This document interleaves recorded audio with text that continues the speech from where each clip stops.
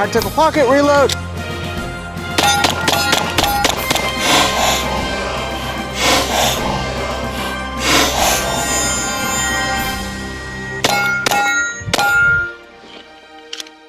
Attention YouTube reviewer, the following video is filmed on a private gun range by a firearms expert. All firearms are handled responsibly and at no point are any bystanders present or ever at risk. The following video also contains no footage of full auto firearms, bump stocks, firearm modifications, or firearm ammunition cells as defined by YouTube's community guidelines. This includes our outro.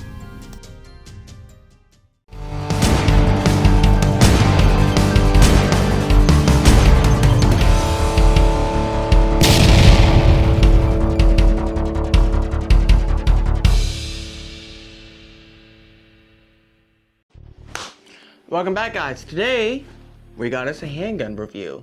Today we're talking about the SAR K2. Now, this handgun, I like it. I like you, and I want you. Quite a bit, actually, to be honest. And the reason I like it is it's based on the CZ platform, and this is actually a somewhat licensed copy of the CZ that SAR has done. If you don't know much about SAR, they're a Turkish company that make a lot of small arms for not only commercial exportation out across the world, but they also supply a lot of the firearms to the military and police forces there in Turkey. Now, the K2, a lot of people will look at it and say, well, that looks like a CZ had a baby with a SIG or something like that. And yeah, there are quite a few similarities there, and we'll talk about it in a little while. But this handgun is actually quite nice. All steel frame. It's got some weight to it, but it's 45 ACP and has 14+1. So for 45, that is actually pretty good carry capacity. There's not a whole lot that handguns out there that have around the same capacity or more. It's pretty up towards the top. Now, something about the CZ design, I really do love CZ grips a lot, but this one here is a little different. Instead of having just kind of a straight kind of hump back here, it has two little humps, so you get a little indentation here, and that does kind of help quite a bit with some grips, along with these serrations here that help gives you a little bit of grip here. Now, these handguns are relatively uncommon here in the US, so there's not a whole lot of aftermarket parts for them. As far as I know, there's not a ton of grips on the market either, which, you know, I might need in the future because I've got a crack on this grip right here. Now, the grips are actually relatively thin. They are like CZ grips. I'm going to show clear.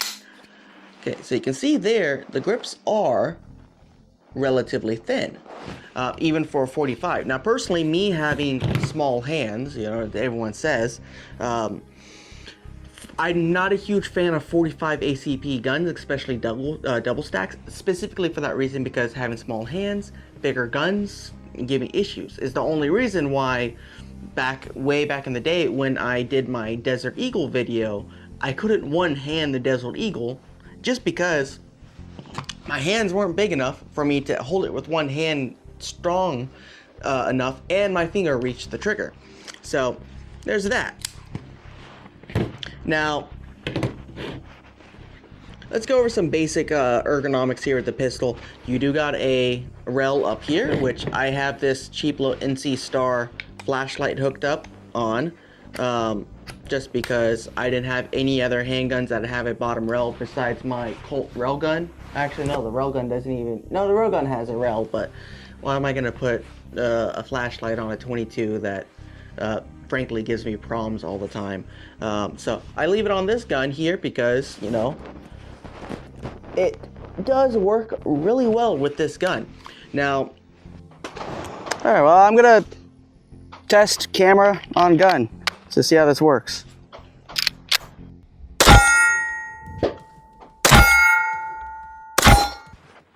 One of the cool features about the SAR K2 is you have actual adjustable rear sight for windage and elevation, and this firearm is supposed to come with a tool.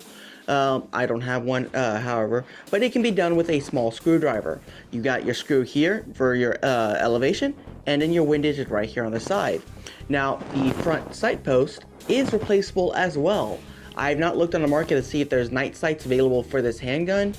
However, I'm sure if you match the dovetail, you could probably get some regular CZ or Jericho sights to fit on this gun. However, personally, I do like these sights a lot.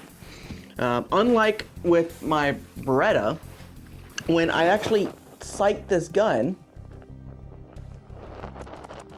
the front post actually takes up the majority of this U-notch, and there's not a lot of space on the side of it. I am far more accurate with this firearm as a 45 ACP than I was with the Beretta, because of the rear U-notch. Let me see here if I can grab this down here, and I'll show you the difference in the U-notches side by side. Let me go like that. And I'll get a close-up, but you can see the U-notch on the Beretta is much wider. However, the front sight post is basically identical. So you end up with the Beretta, when I'm aiming, from my side, from my point of view, it looks like there's an 1/8 inch gap on each side of the front post. However, with the SAR, I don't have that problem. When I look through it, the front sight block takes up nearly the entire U-notch. So from my perspective, it looks like there's maybe a 1/16 or less of an inch on each side. And I know that's not the real measurement. If you put this U-notch in here, the front post in here, the front post is actually wider than this U. But because of the perspective and being further forward, it looks smaller. So that is really good for accurate.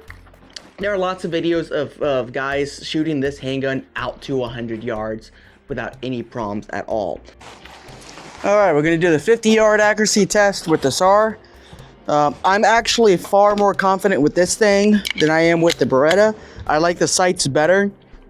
We'll talk about all that in the video, but I actually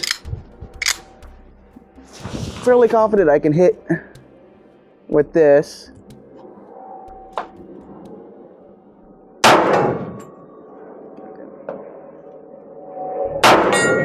Yeah, there we go.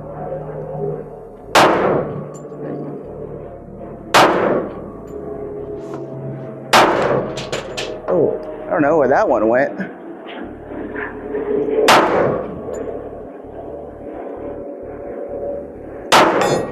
we go.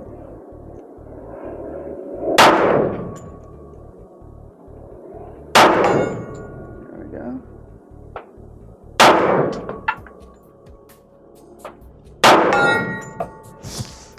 Oh, I got a couple at 50 yards. So it is a really nice gun. They are known to be quite, turn on my flashlight here. They are known to be quite accurate, to be honest. As far as ergonomics goes, really nice. So as I'm holding this here, my left thumb is right here for the slide and for the safety. So when we talk about the specific ergonomics, that'd be good. You do have your basic right hand, thumb release for your magazine. And once again, because I have short fingers and stuff, I do have to change my grip to drop a magazine. And the magazines do free drop pretty easily. And as far as these goes, I'm not sure of any other magazines that are compatible with this handgun that are 45. I do know my 9mm SARs that I have up on the wall will run and feed CZ75 and Jericho mags. So that's good. However, the 45s, I'm not 100% sure what fits with that. But as I said, a guy with a larger hand is gonna have a very good time, easy time handling this gun. It's gonna feel very well with him. Now, as far as recoil goes, because it is an all steel frame gun, and it has a bit of weight to it, recoil, pretty nice. We'll return after these messages. Do you hate energy drinks that taste too strong, have artificial sweeteners, or tons of syrup in them, tons of caffeine, makes you jittery, a little, crackheady-like? Well, guess who you're probably gonna like? Liquid Freedom Energy. by Blood of Tyrants. These guys have been working here with the partners, been working here with the channel here for about a month now. Started just before the New Mexico trip when I introduced them up on the mountain. Now, this is a non-carbonated, non-artificially sweetened, non-syrup sweetened energy drink with low caffeine at about 100 milligrams. And it's all sweetened with stevia and monk fruit extract. So good natural sweeteners, but this is not an overly sweet product. It is actually pretty mild. It tastes just like a slightly sweetened raspberry tea, which I like. Personally, I'm a lemon tea guy. Hopefully they'll come out with a sweet lemon tea in the future. Live in Texas, so sue me, the South. But anyways, these guys are really great. Their parent company is Blood of Tyrants. They make wine as well, along with some cool little accessories and stuff like that. I'm gonna have the link right here on the screen, along with a QR code. So please go check out the people who support us and support them because they support us. And, well, it's liquid freedom. What more do you want? Freedom. So anyways, guys, let's get back to the content. All right, guys, it's time for our autism break. Okay, next shot is a, I don't even know what this is. So, but it's hollow point and 45 ACP. Bit more of a splash that time.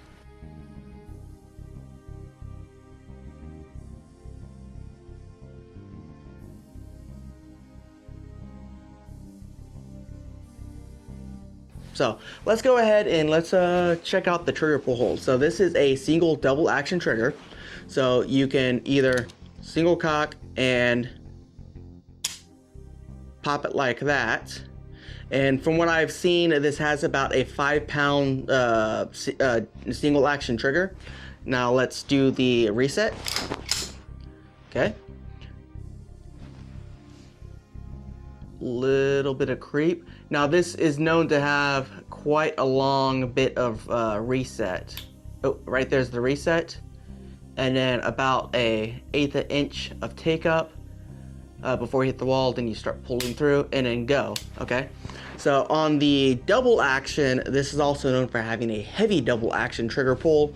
So we're gonna go here. First off, we have that little bit of play about 1/8 inch until we hit that first wall.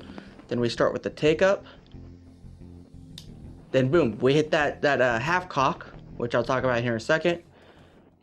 You keep pulling on through, gets pretty heavy, and then we take off there. So what I've seen is the double action is supposed to have over a 12-pound trigger, but I'm not 100% sure. I need to get one trigger gauge. Now, some of the other ergonomics, you do got some serrations here on the front grip. So if you're the type of shooter, if you have nice long fingers and you want to hook your front finger up there in front for a little bit more control, you can do that. I can almost do it, but then it brings my hand back a little bit further. I like to bring it a little bit back here and meet that cup right there to kind of create a nice strong grip. Now let's talk about that half cock. Now, the safety on this gun, you do have just your basic side safety here on the frame, not on the slide like some CZs. With the safety on, double can't do anything, hammer can't do anything, slide can't do anything, it's locked up. If you have it in half cock with the safety on, same thing. It just locks it up just enough to where you can't do anything else. And on full cock, safety on, you can run your slide, trigger, hammer, not doing anything. Now it does not a decocker safety with it fully cocked, does not drop the hammer, which personally I like that. I do like some guns that have decockers, but only depending on the type of style of decocker. Some handguns have the style when you decock it, it actually angles up the trigger out of the way or rotates something in front of the trigger to begin with to prevent the hammer from ever striking it. It does not have that system on this particular handgun. So You can't really do that. Now, as far as being drop safe, carrying with one in the chamber, you can safely carry this handgun with the hammer down because it has that over travel firing pin that you hear me talk about so much. And that's one of the reasons why I like hammer fired guns, is because you can decock it. You can't decock a striker fired gun. If you want to decock it, guess what? You gotta drop your mag, unchamber it, and then drop the hammer. Or striker. But with this, you don't have to. So let's bring this in, and we're gonna get a close-up, and let's take it apart. All right. So as you can see here, on the close-up, you have all of your markings here. SAR Maz, however you pronounce it, not sure. A nice little SAR arms with inside the U.S. for the U.S. division. SAR made in Turkey, and then SAR K2. On the other side, we have SAR arms, the importer marks, and serial number on both the frame and on the slide. Now, to take this down, you take it down just like any other CZ firearm. Pretty much what you do is you have 2 witness marks right here on the slide. You're going to match those up. It is a little easier with the hammer down, so you don't have that extra spring tension. And then you can either, if you got strong fingertips, push it straight out, or you can use your magazine and pull out your your slide release. And then you just slide it all the way out. And here's where you start seeing those CZ designs. The frame, or the slide, actually rides inside of the lower here instead of on top of it like some handguns. So this means you have a really low bore axis compared to, like, say, a 1911 or something like that. And you have a lot of engagement on this sliding surface, which means it stays very, very sturdy. Now for the rest of the disassembly, pretty easy. You've got a guide rodded recoil spring here. Take it off. It's got a little detent right here that catches on the barrel, and then the barrel just kind of lifts up and out. Now here's where you see some of that SIG style design with the way that the actual locking mechanism is. So right here on the chamber, you have this real big, nice, heavy chunk of stainless steel here. And unlike, let's say, my Jericho here, let me take this down real fast. Now Jericho springs are a little bit, the pins are a little bit tighter, so sometimes you do have to use a magazine. You see we have the same exact style of recoil spring, but we do have the old-fashioned Browning style locking lugs that lock into the front, into the actual slide here. Now with the CZ, or sorry, with the SAR here, when it comes in, it actually slides up and locks right here. So this is actually a locking surface right here, which I do got some more to say about that. But you can see where it slides exactly the same way. So this is one of the reasons why I really love the Browning high power design, specifically when CZ implements it, because the CZ design is probably just my favorite design of handgun in the world, as far, especially for a carry.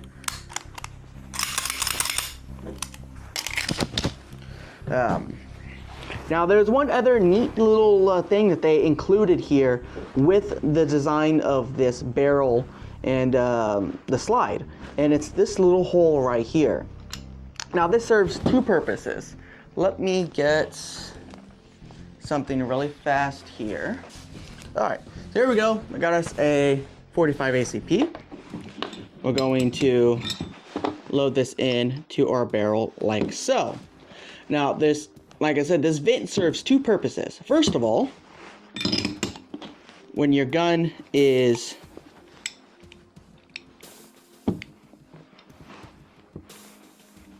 not wanting to, oh yeah, so this is the tricky part, trying to do it like this, because the extractor claw is built into the side of the frame here, into the slide. So getting this to lock with a round is going to be, there we go. So, as you can see here, we have the round in there, we are locked. Now, if you look down inside of that hole, it's real hard to see. You can actually look down and see that there is either a spent brass or a live round inside of that hole. So it does act kind of like a chamber indicator. Now, the other purpose it has is in case of a malfunction. So this is like a lot of old bolt guns from World War II and stuff like that. You have a hole in the chamber or near the mouth of the chamber where the bolt actually sits. And what happens is if there's some kind of malfunction, the case head splits or the rim splits, something like that, the gas is going to vent straight up out of that vent. And as you can see, goes forward, our round stays there, and then good to go. So let's slap this back together really fast.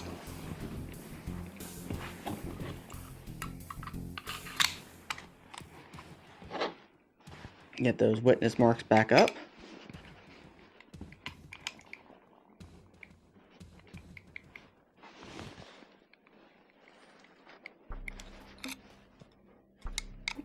Does help if sometimes you look down in there and make sure that you're properly locked in. You